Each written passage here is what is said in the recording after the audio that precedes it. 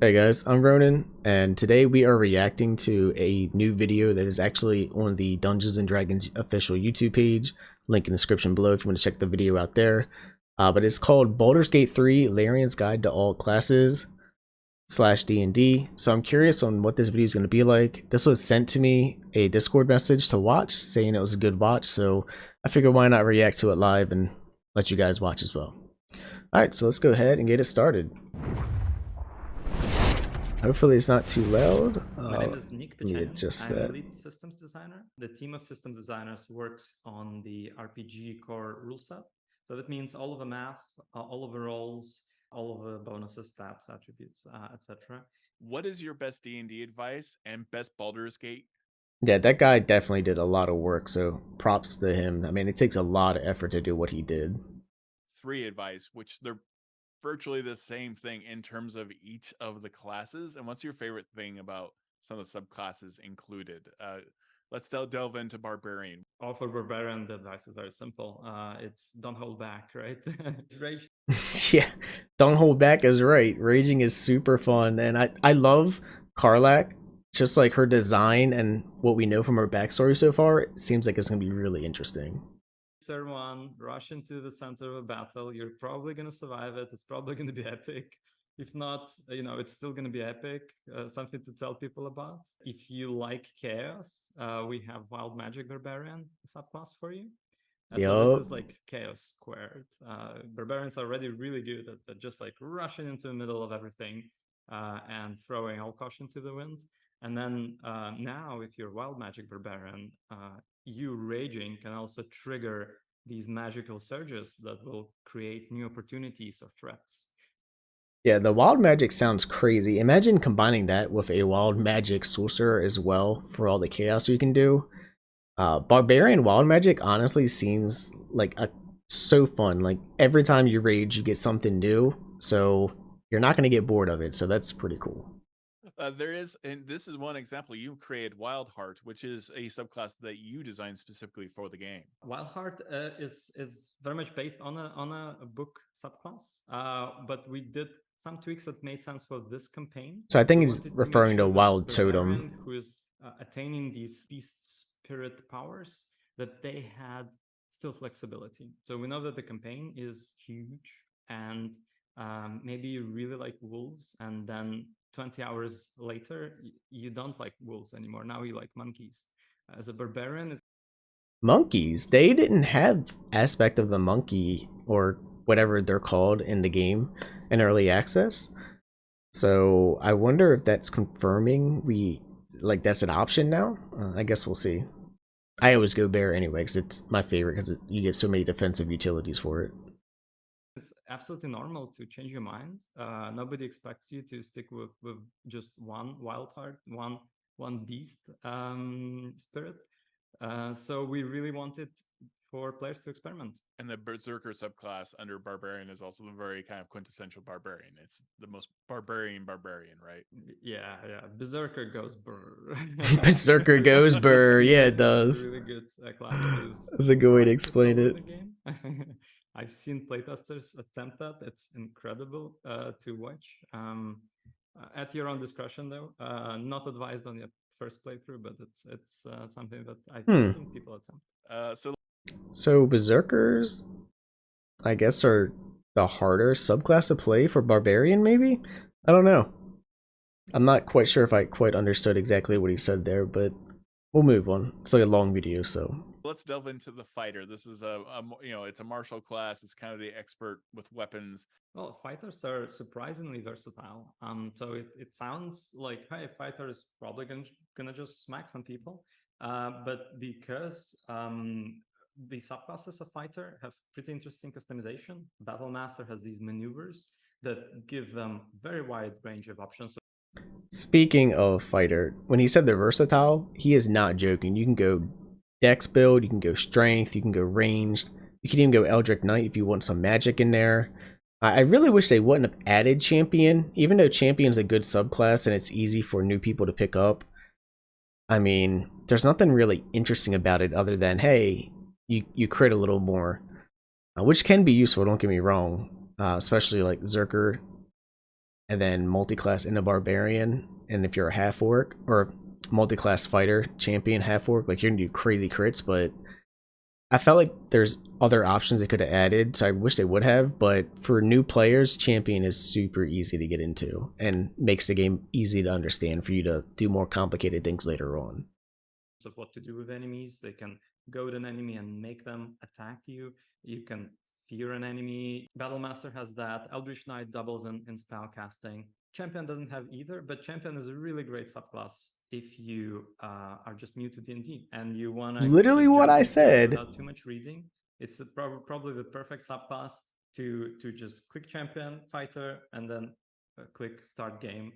And you're gonna figure out how everything will go. You're gonna crit a lot. Yep. You're gonna see big numbers on because you can crit on 19 and 20 rolls, not just 20. More customization. That's when So a lot of the magic items that we put in the game are gonna. So it brings your crit the 10% base.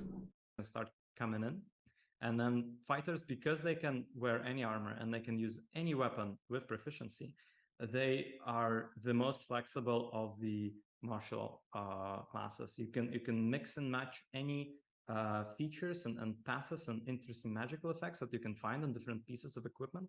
With a fighter, that's the easiest thing to just put a bunch of loot in one big box and look at it and go like, okay, what can I build from this? How can I make it more than the sum of its parts? That brings us to the rogue. I like rogues quite a bit. What is your advice in terms of if you?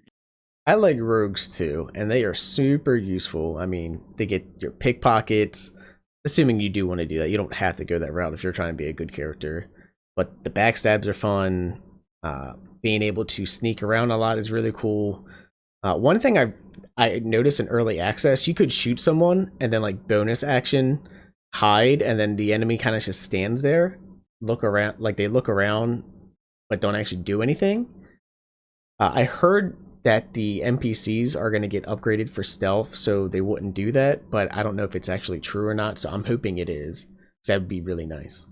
You're playing D&D or Baldur's Make Gate stealthing 3, more Trickster, we've got the interactive, you could say. Rogue is kind of a staple in a D&D party. I would say that your party probably needs a rogue or somebody who is going to be very much like rogue. So rogues are great at skill checks, and there's a lot of skill checks. There is quite a bit of crime to be had if you fancy that. There's a lot of stuff to steal, a lot of pockets to pick, a lot of locks to pick, a lot of traps to disarm. Oh yeah, disarming traps huge for rogues. That is very true. And rogues are really good at stealth. You can sneak around in Baldur's Gate 3, kind of dodge enemy side cones, weave in and out of stealth, even in combat. So that's something that we offer to the players. Ooh, look how close his feet are right there. He almost got seen. It's gonna be a little bit challenging. You'll have to really hide first, and then enemies will still know that hey, there was somebody who. You know what? I ever spoke over him. Let's go back. Stealth.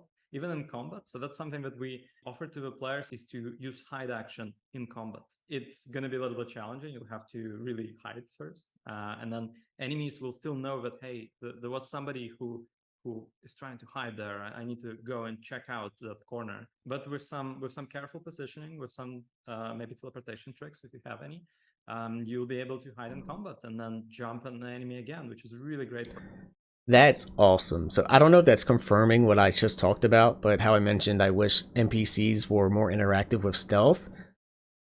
From the way he explained it, I guess that means they are, because I know that was a lot of feedback people gave in early access, was stealth is just so overpowered. So that has me excited even more to possibly do my rogue over the Oathbreaker for my first playthrough. For Assassin, which is the new subclass for release, and that's a subclass that is all about jumping on an enemy, having that first attack, surprising the enemy. It's very fun. It's like playing a cat, basically. You're in ambush half the time, and then you jump on people. Do a whole bunch of damage very quickly. Arcane Trickster is very handy. The Mage Hand, being able to like manipulate items from a distance. Yes.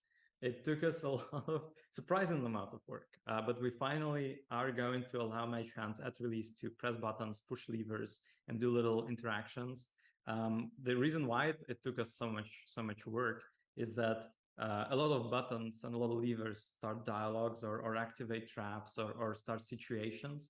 So we had to basically go through all of them and say like, okay, but what if the person touching the button is not a player, but is actually their mage hand. Oh my god. These classes, these sub. Did you hear what he all just said?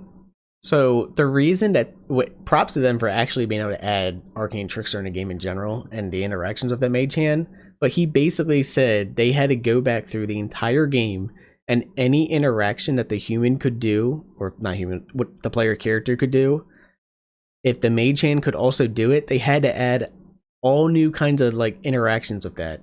Like that is like going over double of your work. That is insane considering you most likely had different interactions depending on your class and race already. Now add mage hand on top of that. That's a lot of work, man. This game is going to be freaking phenomenal. Classes kind of invite things that you need to do within the game to make those satisfying, including like you just mentioned with Arcane Trickster, being able to like click those levers, be able to maybe pick a pocket from a distance, that kind of thing, interact with the environment. With Bard, you can play songs. Like you suddenly have to realize the music, whereas we may not actually sing around the table when we're playing Dungeons and Dragons or play an actual lute. You had to include instruments and lute, and actual songs that can be played, right? Yes, absolutely. That was another kind of crazy feature that is a minor miracle that it was all created. I'm still really impressed every time it happens. But basically in Baldur's Gate 3, you have multiple musical instruments that you can pick, like flute, violin, lyre. And if you're a bard, or if you're somebody who has the performer feat. So we wanted to make other players be able to do this as well, but bards just do it for free, obviously. They're really good at it. You can play the instrument and you can pick the song you're trying to play. And what you're going to hear is just going to be just your instrument going through the melody. But then if you have a second bard in your party or somebody who's good with another musical instrument, you can play together and you're going to hear both instruments together. If you don't have an instrument handy, which is possible, you're kind of abandoned in the wilderness, your character will actually whistle. So that is sick. Like, I don't have much experience with bards. It's one of the least classes I've played in D&D. But just the fact that you can literally play music with your friends in game, wow. Like, that is so cool. Bards can also whistle even without any musical instrument. They can make some music. And if you find a bard character in the world, an NPC, they might actually join you. And there's a very prominent bard character, Alfira, who's very, very popular with our community. And we really wanted to make sure that she can join in your song and make you feel like she cares about your music. That's kind of one of the bardic special things to connect over something that is not about dealing damage, not about persuading people, but just music. And what is your advice for playing a bard? For bard, I get into crazy situations by talking. So in Baldur's Gate 3, you can talk your way out of a lot of situations. And at release, we're also making sure that if you talk your way out of a big fight, you will be compensated in experience points. Oh, that is awesome, guys. So, like, if you guys saw my poll video that we had about Reddit and, like, the top classes, all the top classes were charisma-based classes.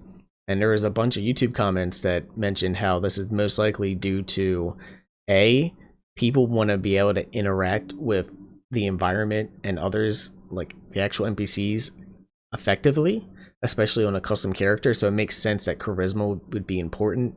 And of course, with those characters like Warlock, Paladin, and stuff like that, I mean, you use that for your spell casting. So it makes sense that that would be top. But the fact that you can actually have confirmation now that, hey, if you talk your way out of this big fight or something, you will get compensated for experience, which is really nice. I don't know how much experience it is, whether that's going to be the amount that you would normally get through the fight or not, but it's nice to hear that if you don't want to do the fight and you do have those checks that you passed, you still can actually level up and stuff like that. So that you're not under-leveled, not underpowered, just because you're refusing to murder everything. There's a couple of fights that you will have a very hard time dodging, or you will, let's say, it's going to be very morally questionable to dodge them without spoiling anything. But bards are really good at talking their way out of situations. And the new class of subclass of bard we're gonna add it at release is called the College of Swords bard. So these fellows, they are really good at dancing with their weapons, essentially. So their performance art is involves a killing instrument, and it was a very interesting challenge for our animation team to take a look at all of the weapons that we support, which is a big list, and figure out like, okay, what do we do with a polearm? How do we make it into a dance? How do we make this attack feel fluid? Wow. Okay. I changed my mind about bards completely. I can't, like, I'm definitely gonna be rolling one, probably in my second or third playthrough now. But just hearing that every weapon interaction is gonna have some type of like dance attack animation that's insane. Like the amount of work in this game is unreal. Like no wonder other devs that don't work for Larian Studios were like, this isn't the new standard, because they can't do it. This shit is challenging to do. The amount of work, like, oh my god. Ah, it's so close, man. I cannot wait. Like a performance. And then we've got the lore. We've got Valor. Lore bard is very much like, you know, you have all those old stories, you have all this old information, and then Yes. Valor is kind of like the skull, like the battle bard that goes into combat and kind of like Yes. hypes everyone up. Yeah, literally. With their combat inspiration, they can make their allies a lot stronger in combat. So we've got the Warlock, and Warlocks are always fascinating to me, and it's very well captured in Baldur's Gate 3. You know, the different types of spells can be very specific when you look at Eldritch Blast, but you also have a patron, you have a boss, you have someone that you owe something to, and that has role-playing effects as well. We've got the Archfey, we've got the Fiend, we've got the Great Old One. What is some of your advice for playing Warlock, just both from like a mechanical way and also even in the narrative? So before he starts, I do want to say I hope they get more information about Pact of the Blade. Basically Hexblade, but homebrewed in this game since it's not an actual subclass. So I do hope he gets some more confirmed details about that. Warlock is a great starter class for somebody who wants to play a caster but doesn't want to have to read their entire spellbook every time they fight. So Warlock really constrains your choices but gives you a lot of power. They have very few but very hard-kicking spells. We try to make sure that those spells feel and sound great. You mentioned Eldritch Blast already. There was a lot of work that was put into making sure that you can cast Eldritch Blast 100 times over your big playthrough, and hopefully it's still gonna feel as juicy and satisfying as your first time. For Warlocks, the choice of patron is indeed very important. Something like the Archfey patron that we're adding at release is going to be the archetype of the charming devil, or charming Archfey maybe. Somebody who's very good at charming people, dominating people eventually, is really good at enchantment magic. So that's kind of where their strengths lie. One of our origins. So like CC basically, which is pretty cool. Is a patron, and you're gonna see their a warlock, and you're gonna see their patron a lot. Whether you will like that patron or you might fight with them, I don't know. But some of my most favorite dialogues are actually this warlock will interacting with their patron. It's a lot of snark and a lot of humor. And then you've got the Grey Old One as well. Were there any other interesting things about the mechanics for the Grey Old One, or the Fiend? The Great Old One is really more of an eldritch monstrosity kind of stuff. There is necrotic damage, cold damage, tentacles rising from the ground to grasp your enemies. It's pretty horrorish, actually. Basically Cthulhu. Very interesting. And then the Fiend is the third subclass for the Warlock, the third patron. That one is predictably all about the hot fires of hell. So we got the Cleric, and this is when we get a lot of... Well, I guess we didn't get any confirmed information than what we already know about Pact of the Blade.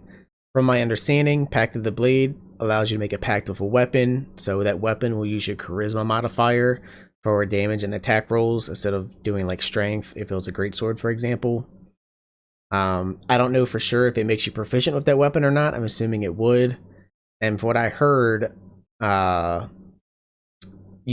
they baked in like the other Hexblade stuff, like Thirst, into Pact of the Blade, so you get an extra attack with it. But that I don't know if that's confirmed or not yet. So I was hoping it would be confirmed here, but I guess we'll have to wait on release. Subclasses, because in D&D there are a lot of subclasses for Cleric. We've got Knowledge, Life, Light. We've got Nature, Tempest, Trickery, War. We don't need to get into all these subclasses. One subclass for Cleric I was hoping they're going to add was going to be Death, like Domain of Death, and they didn't. But there's already a good amount of Necromancer spells in game, so I guess we'll see. I definitely do want to make some type of Necromancer build, though, for one of my characters.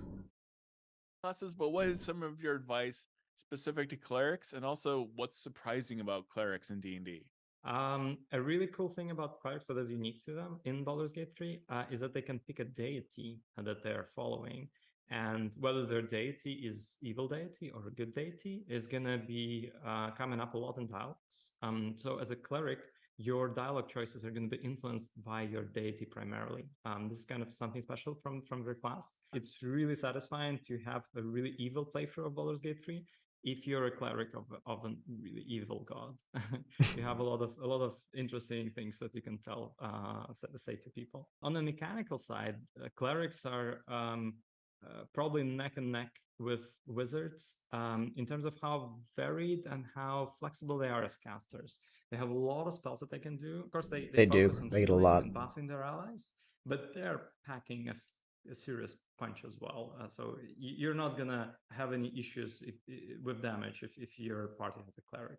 They have a lot of radiant spells, which is great because you're gonna be seeing a lot of undead who are vulnerable to radiant damage. So you're gonna be really happy you have a cleric on your team. That makes me happy because like one of the builds I'm leaning towards if I don't go my rogue is the Oathbreaker Necromancer build.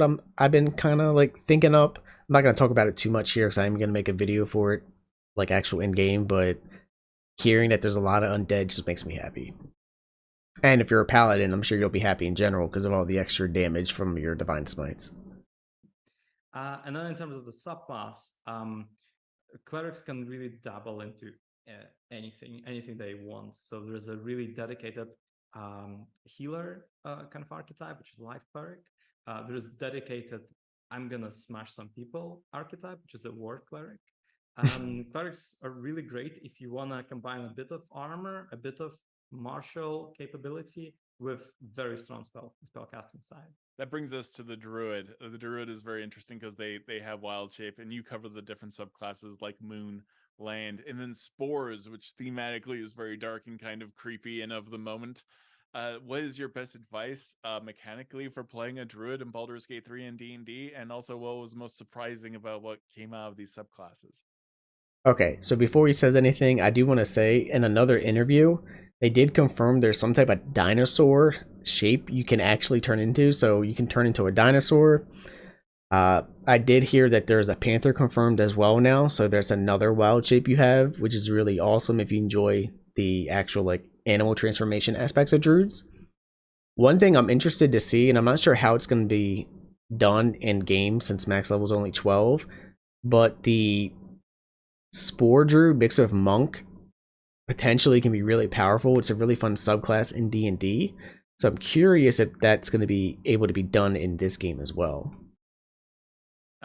Druid was our first big class that we put out in the patch after the early access launch of Baldur's Gate 3. So we were trying very hard to make a good impression. That means we put a lot of effort into what your wild shapes can do, even in terms of just like sitting on benches and lying down, but also making sure that every wild shape has interesting actions that they can use. For release, we're also trying to make sure that your wild shape catches up in power with something like a barbarian who is decked out with legendary weapon and like incredible loot that you can find in the game. So we really try to make sure that wild shapes don't drop off in power anymore into the end game, that you can use all of them as much as you want.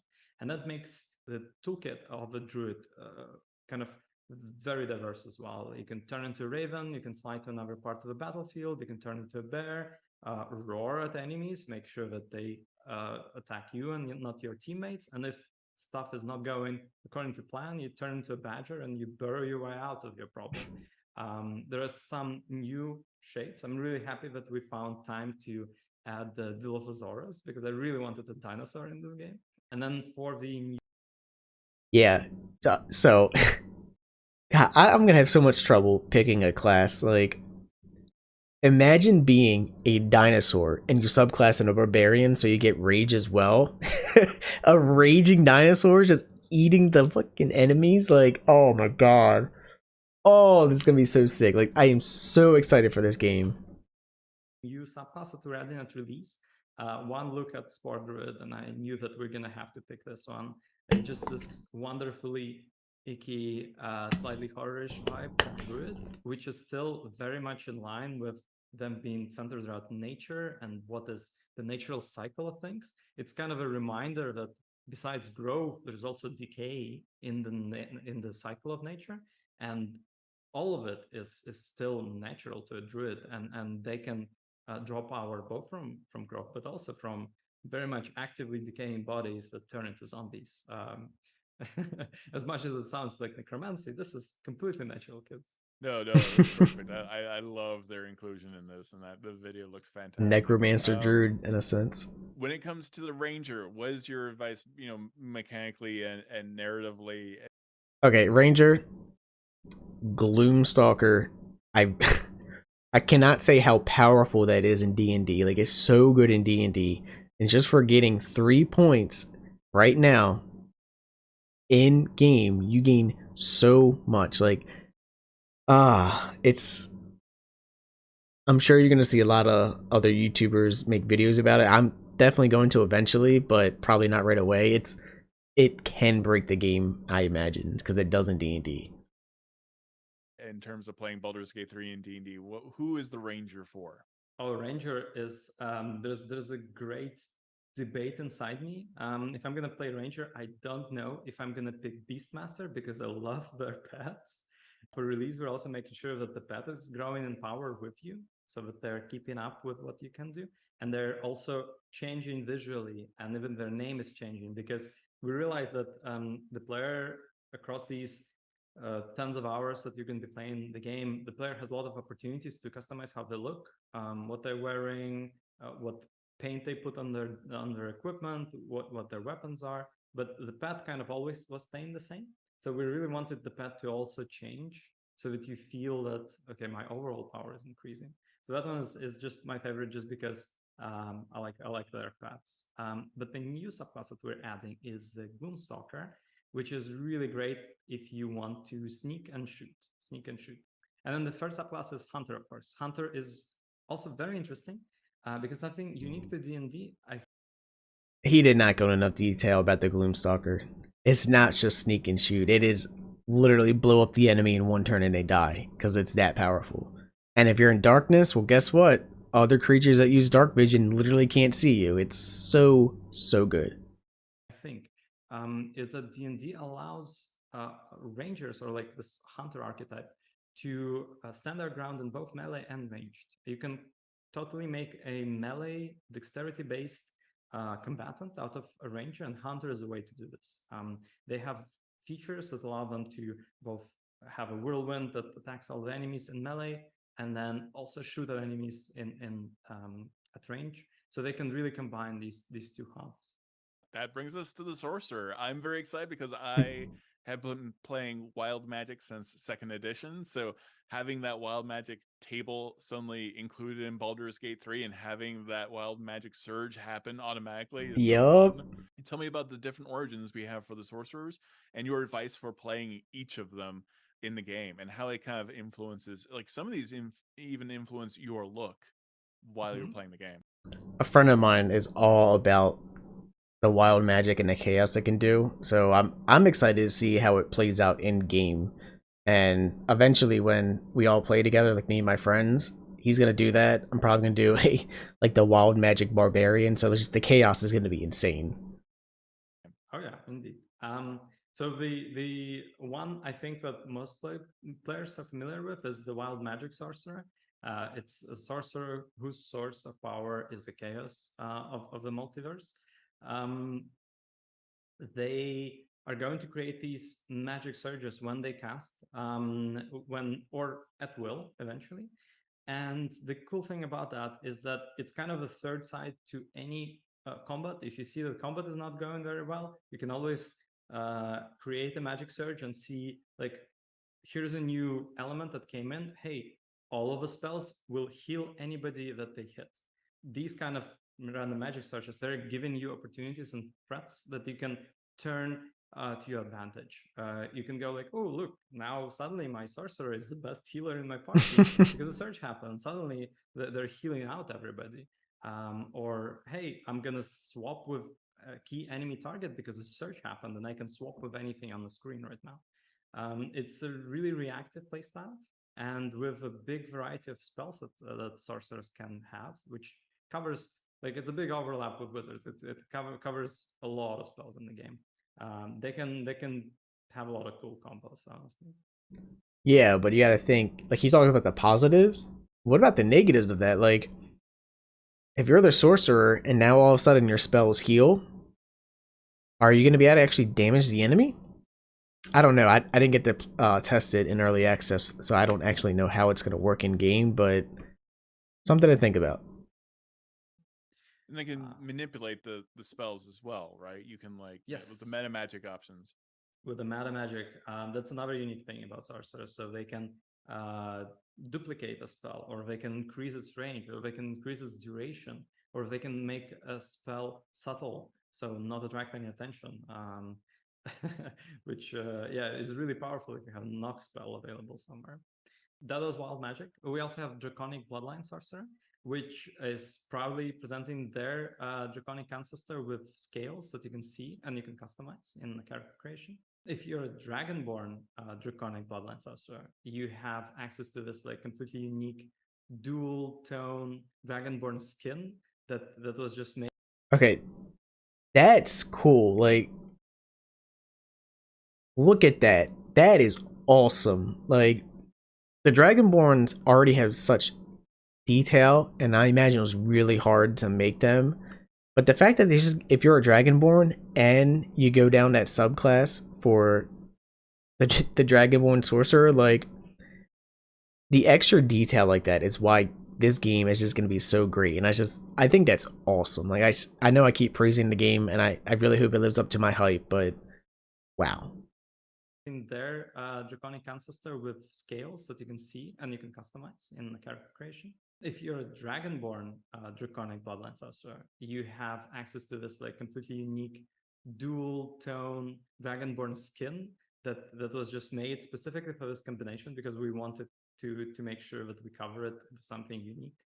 And then they're gonna kind of tap into this Draconic ancestry and get powers from their ancestral dragons that depend on the color or the metallic sheen of the Draconic bloodline.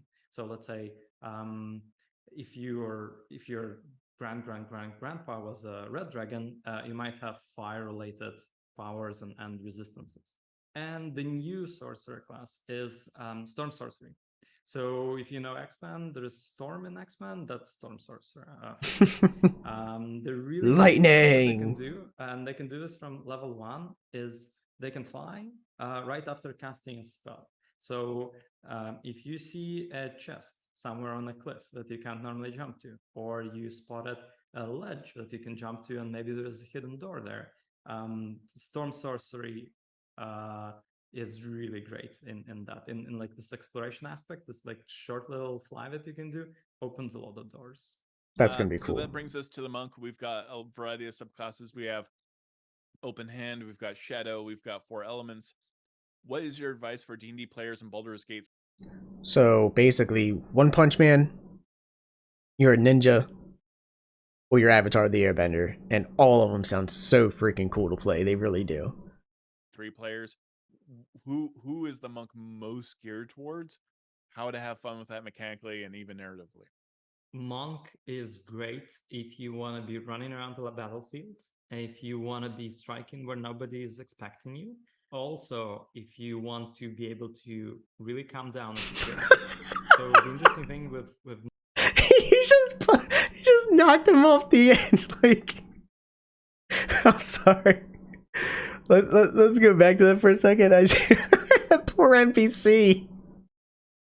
Also, if you want to be able to really calm down a situation. So the interesting thing with monks, any class has special dialogue options. It's so great. It's so great. And for monk, the dialogue options really center on the concept of Zen, the concept of meditation. Monks are great at disarming the hostile NPCs with just a few words, at like lowering the temperature of hostility in the room. So that's when you really need a monk. And mechanically, monks are, of course, mostly about their unarmed attacks. They're masters of their own body. You're going to look great as you're unarmed attacking. Our animation team has been working with martial artists to mock up actual kung fu stances and moves. You might actually recognize some of them from popular movies that you've seen if you're into kung fu movies. Open hands. Wow, that is so, like, they didn't have to do that. They could have easily just, you know, a couple punch animations and stuff like that. Like, that is, like I said, the amount of detail in this game it's surreal. It's unbelievable, man. It's so cool. A monk is the subclass that is most focused on just the variety of different attacks that you can do without any weapons. You can stun people, you can tap into the key energy in their bodies to explode them later, and to make sure that they can also go head to head with that proverbial barbarian with a really big axe. We made sure that monks will find magic equipment that is going to synergize well with their unarmed attacks, and also with dashing, with jumping, with doing things that feel monk-like. So there's going to be magic gloves that are going to empower you on unarmed attacks to make sure that you're still up there in utility in a fight. Yeah, tell me about the Way of Shadow, because these are very, very tricky, very good at A ninja, baby. It's gonna be so cool. Combat. Way of Shadow is basically a ninja. It's a ninja on steroids. The really cool thing they can do, they Ninja can on teleport from steroids. shadow to shadow, which is pretty unique and pretty powerful because you know, in a city there's shadows everywhere. Next to every building, next to every lamppost, there's a bit of shadow. So as a shadow monk, you can just jump from one place to another. Let's say if you need to stage a heist into a bank, that place is going to be full of shadows. Yeah. So take it as you will. And nice. Then That's final awesome. subclass is the 4 elements monk. This is if you've seen the Avatar animated series. Yeah, what did I say, man? God, I'm so excited. You're going to be very familiar. Like, that's the mental picture of how 4 elements monk work. They create this Hadouken spells, harnessing elemental powers. We also tweaked the key economy a little bit at higher levels to make sure that you never run out of juice as a monk, as long as you're resting properly, as long as you're not pushing too many fights without resting. You should have access to most of your kit in most of the situations. That brings us to Paladin. This is a much beloved class and subclasses that's in D&D and Baldur's Gate 3. We've got the Ancients, we've got Devotion, we've got Vengeance, and Oathbreaker. Yup. Which is a narrative-based subclass. Tell me all about, like, what's your advice for playing a Paladin? What's exciting about all these subclasses and what you've done narratively? So Paladin is all about their oath, the oath that they swear. The oath of devotion is going to be the oath to protect the innocent, and well, there's going to be a lot of innocence. Let's put it this way. It's the quintessential knight in shining armor. It's the person who wants to hug their entire group and cover them in aura and probably will heal them at it. The Vengeance Paladin is the new subclass that we're putting into the release. That one is hell-bent on vengeance. They're pretty angry. And actually, I'd say very so. interestingly, as a paladin, you can break your oath. You need to be very careful about what you say and what you do, because your oath is very much for real. We are keeping track of things. And for Vengeance Paladin, the way to break your oath is to let the evil go unpunished. Okay, so I'm glad they said that, because there was actually a comment in another video where someone asked about how that would be broken. I said basically they let the evil go free, or they kill an innocent, because you're still a paladin. So I'm not sure if killing the innocent, I mean, I imagine that would break anybody's oath. But the fact that you can choose to let evil be free instead of giving them punishment is pretty interesting, because maybe they're, you come into a scenario where you have an NPC that is sorry for what they did. Well, maybe the Oath of Vengeance doesn't allow you to give them mercy. So in a lot of situations, it might feel like, hey, I'm just not gonna, say anything in the situation. It might be dangerous for me to speak out right now. But for a paladin, that's gonna be breaking their oath. They're out there to make sure that there is restorative justice that's gonna happen. And finally, there's Ancients. The Oath of Ancients is all about protecting nature. Paladins of that oath are a little closer to Druids, and they understand nature and understand the desire to protect it from meddling, from pollution very strongly, which is great because we have a huge storyline about Druids in Act 1, and then a huge storyline about nature being cursed and destroyed and polluted in Act 2. So there's a lot of kind of juicy narrative content to get into as an Oath of Ancients Paladin. If your oath gets broken, you will become the Oathbreaker Paladin. Yes, the Oathbreaker. It's gonna be the most subversive of all of these, of all four of these. It's gonna be probably the preferred choice for somebody who wants to really lean into an evil playthrough. I don't know, man. I keep saying I want to be a Dark Urge evil playthrough, and I was like, Oathbreaker sounds like that would fit. I could do my Necromancer theme with it at the same time. You could be a Drow. I mean, sounds pretty cool. And an interesting thing about Oathbreaker is that we also have a feature that allows you to reset your character and restart their class, because we wanted you to continue your playthrough no matter what. We know that there's a lot of big choices that you need to make at early levels in D&D. And we know that a lot of players will kind of jump in blindly and just try things out. And so if things don't work out, there's a very powerful being that you can talk to that is going to help you to reset your class and reallocate all of the levels. But then we realized, like, hey, are we just gonna allow players to like respec out of being an Oathbreaker? Which, of course, we can't possibly do. So you have to atone for your sins before you can respec. That's the only subclass that cannot just go and change their mind, like restart. They will have to do some work towards that. Last but not least, we have the Wizard. We've got a lot of subclasses here. We've got Abjuration, Conjuration, Divination, Enchantment, Evocation, Necromancy, Illusion, and Transmutations. The Wizard? Okay, so the reason I'm excited for the Wizard is because I've never played one in D&D before. I've done research on them, and I've had friends play it and tell me like their experience. But the one thing about D&D that always bothered me is like there was no like, hey, Necromancer class or Necromancer subclasses. That's something I always wish they would have added. And to a certain extent, like Oathbreaker, like if you want like a Death Knight kind of build, would fit that to a certain way. But then you actually have the School of Necromancy. And from what I've read that was released information so far, ooh, you can have a horde of zombies and skeletons. And if you happen to have an Oathbreaker in your party, I'm not going to spoil why that synergizes so well, because I'm going to save that for my build video, but it's it's going to be great. So we don't have to go into every single subclass, but tell me what was challenging about creating the Wizard. What's your advice for playing Wizard in Baldur's Gate 3 and D&D? Wizards have access to most of the spells in the game, except the tiny exception of Bard, who can just steal spells, but doesn't matter. Yeah. You know what I mean? But anyway, on paper, wizards are the most versatile of casters. You'll probably have the biggest hotbar full of spells.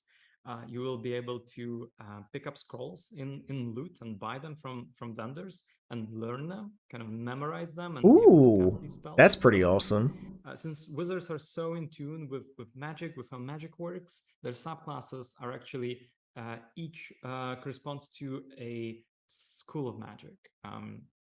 My favorite one, and one that I enjoy the most, is divination, which was quite challenging to create technically for us. But the way we are adapting divination is that when you rest, you have a bit of a omen, a premonition, which allows you to roll 2d20s and save the results for later.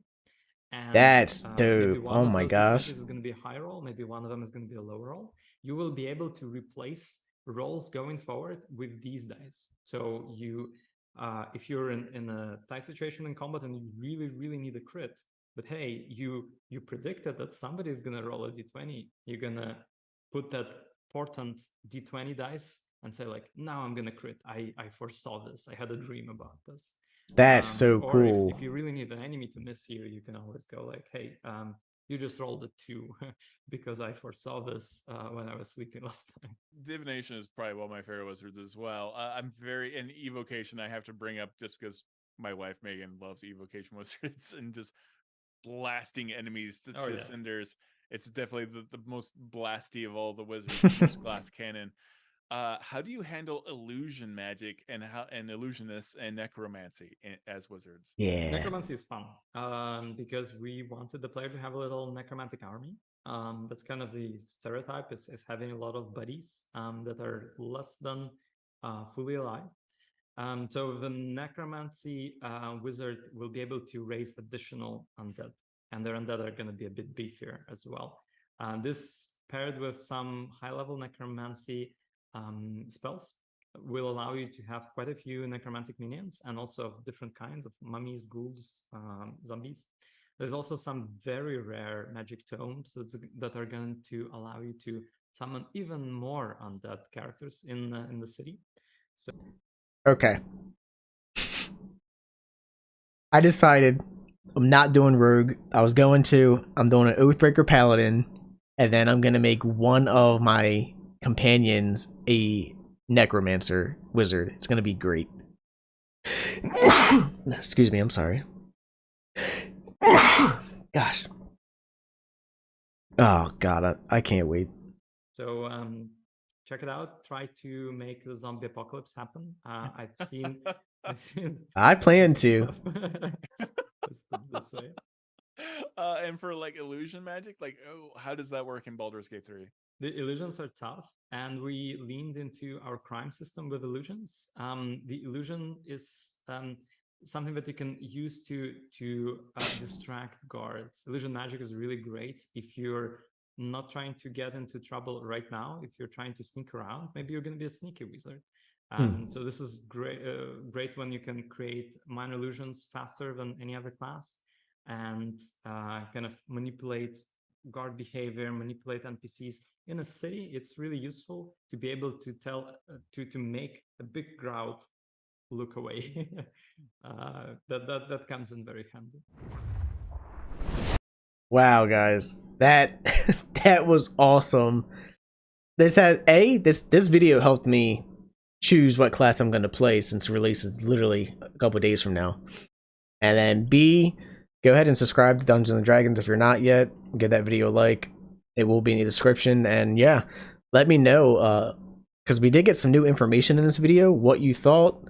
I'd love to hear it. And yeah, I really hope you guys enjoy this game. I know I'm going to enjoy the hell out of it. And I'll see you guys in the next one. Take care.